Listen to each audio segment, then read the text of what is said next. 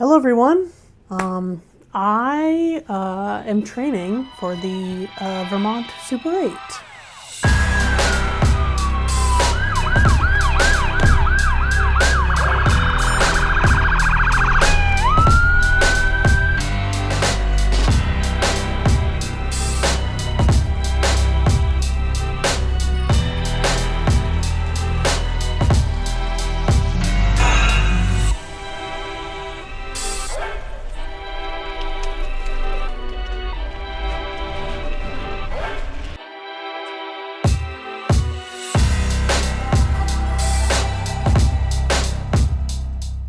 That statement sounds very large. It sounds like I'm a pro athlete or something declaring my next event. For those of you who may not be familiar with the Vermont Super 8, because I heard about this route from bikepacking.com, and because I was trying to find long, cool routes to do, like around in Massachusetts and Maine, Vermont, New Hampshire, and in New England.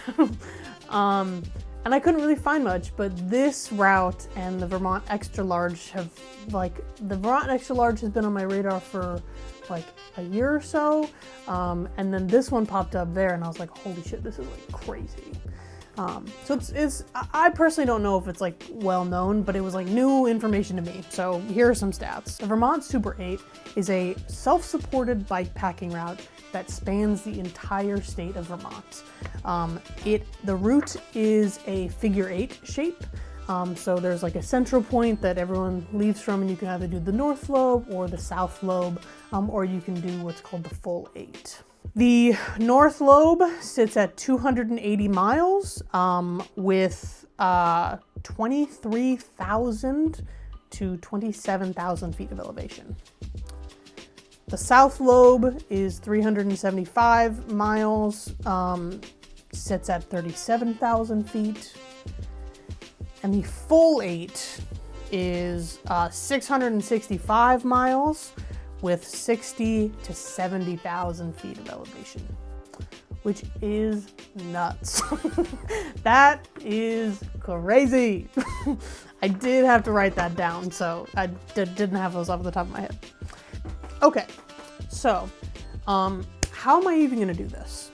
Let's talk about where I am right now and how am I gonna get to be able to do this. So currently, as of right now, I have an FTP of 171. I think that's like 1.5 watt per kilogram, but I honestly don't know if this metric is even valuable for what I'm trying to do. My longest ride is a little over 40 miles. I have asthma and pretty bad allergies. A lot of the systems that I use to kind of maintain it are in a home with electricity, so I'm still gonna need to figure that out. It's been about a year plus for that, and I've definitely come a long way in that year, but managing how to manage asthma when you're remote is also gonna be something that I'm gonna need to figure out. According to Strava, for 2026, I believe I'm averaging about 75 miles per week. It's about 5 workouts per week. Takes me about 6 hours of training right now. I am 5'7", about 250 pounds. I've probably mountain biked 5 times in the last 6 years. Okay, that's where I am now. But what is my loose plan to make this actually happen? I really struggle with sticking to plans. Even as like a collegiate rower, I got laughed at by my coaches because of how little I planned goals. I had multiple conversations where they were like, what's your goal? And I was like, I don't have any. I really just fly by the seat of my pants and are just kind of like, what comes, and I make decisions in the moment. So sticking to like a rigid plan probably isn't gonna work for me. It also doesn't work with my budget. So, rigidity is not really the vibe here. My hope is that I ride the Vermont Super 8, the full 8, in a couple years. So definitely not this year, maybe 2027 if I'm feeling really good. Hopefully 2028 by the latest, because I'll have like 3 years of training under my belt, that's the hope. I'm thinking about themes per year. So thinking about it, chunking it per year and like per season is my thought. So year 1 is what I'm unfortunately calling the approach. I have different goals for different bike categories because I'm in different places with each. But number 1 was get a coach, which luckily I already did. Been working with them for about a month and it's been going like really awesome. For the road bike, my goal is to complete both a metric century, so 100K, and an imperial century, 100 miles. This may not happen anytime soon. This may be like mid-summer, fall kind of thing.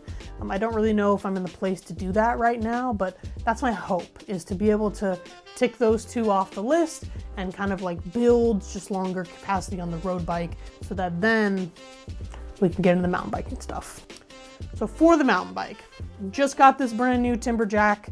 I'm really stoked on it, but I also am not comfortable on it. I've spent so much time on my commuter and a lot of time on my road bike. I need to get really familiar with the Timberjack. So that's my goal. My goal is just to go out and hopefully once a week have a local park that has like pretty decent mountain biking tracks.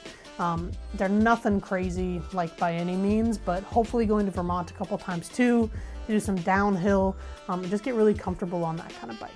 There also is the potential that I could do some gravel riding on that bike. I'm kind of really excited about that. But you know, weighing that with road cycling, you know, I'm kind of still in the like unsure part of that. Overall, my goal for this next year for 2026 is just stay consistent and stay steady with training, and I think that will pay off a lot. Okay, so year 2, 2027. Don't know what the fuck's going on, but it's 2027 and you know, that's a date. That one I'm naming Focus. So I said earlier that I wanted to try for 2027, but really I think I'm gonna attempt the whole 8 maybe in 2028. I could also see me trying one lobe, like the North Lobe, 2027, 2028, and then doing the South Lobe and then doing a combined one at a later date as well. Like that seems something that like could be fairly reasonable for me to do before trying the full 8. So year 2, the theme is focus. What that means, hopefully I built a lot of capacity. I had a really successful winter as well. Felt really good. I'm able to do like pretty long rides. Now I want to be able to transfer all those road cycling skills to bike packing. Hopefully I can attempt an overnight trip this year, in the second year, so 2027. Maybe a multi-day trip potentially, like a loop or something. Feels really vague to think that far out. I still want to try and go longer miles on the road bike, but also knowing that like with bike packing, you need to get really comfortable with the weight. So I think the bike packing, getting comfortable with a heavier bike, building out all my gear for camping, essentially. I think that's what that year I'm hoping is going to be about. Okay. Had these 2 years, 1 year building capacity for like distance on a bike, the next year building capacity with like bike packing specifically. And I think year 3, it's gonna be about whatever weaknesses I feel like I have, I need to focus on. Is it gear? Is it, I need more time on a bike packing bike? Is it more miles? Like, I don't know. I don't really know what's gonna happen. I don't really know where I'm gonna be. So that year, you know, I'll assess as it comes, but really the hope is to try and do it that September, at least a lobe, if not the whole 8. My overall goal for this is to try and be as consistent as possible. I cannot tell you how many times I have, not only just with cycling, but other hobbies, I've gone out so fast and burnt out so quickly. I'm really not trying to do that. I want to love cycling for the rest of my life. And I don't want this to be the reason that I stop. I want to be able to do things like this, and so I'm willing to go slow, which is growth for me. The Vermont Super 8 is a huge route for me.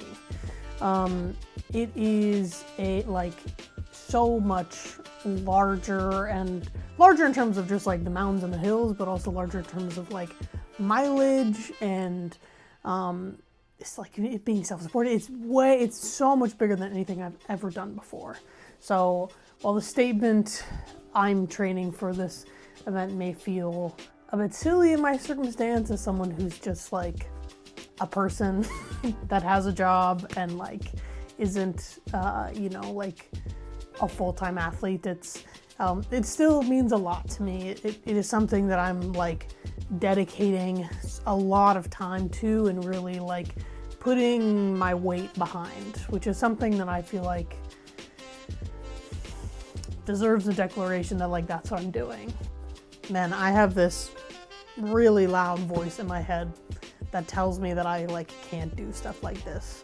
And the main reason why it tells me that is because I'm too big, that I weigh too much, that I don't look like everyone else who does this. Which is kind of crazy. Like, you know, I just took a moment to think about it, and like, I know that mentally I can do this. I can suffer. I can push myself through really hard things. I can dedicate myself to something pretty intensely. And really the only thing that's stopping me is like my perception of my body. I think it's also kind of because I know that like it will be harder. Like physically, I will need to work a little harder to get over the hills, and maybe that means I'm a little slower. I really struggle with being slow. I really hate it, and it comes from, you know, years of trying to be the fastest with rowing. So there's a lot of like things I need to work through with that to make it okay that I'm out there, you know, and even that I'm filming. I have a lot of shame around filming this kind of stuff because I'm like, who the fuck do I think I am? Like, what do you mean you're gonna film me? You're not the fastest, you're not the most well put together, right? Like there's so many reasons.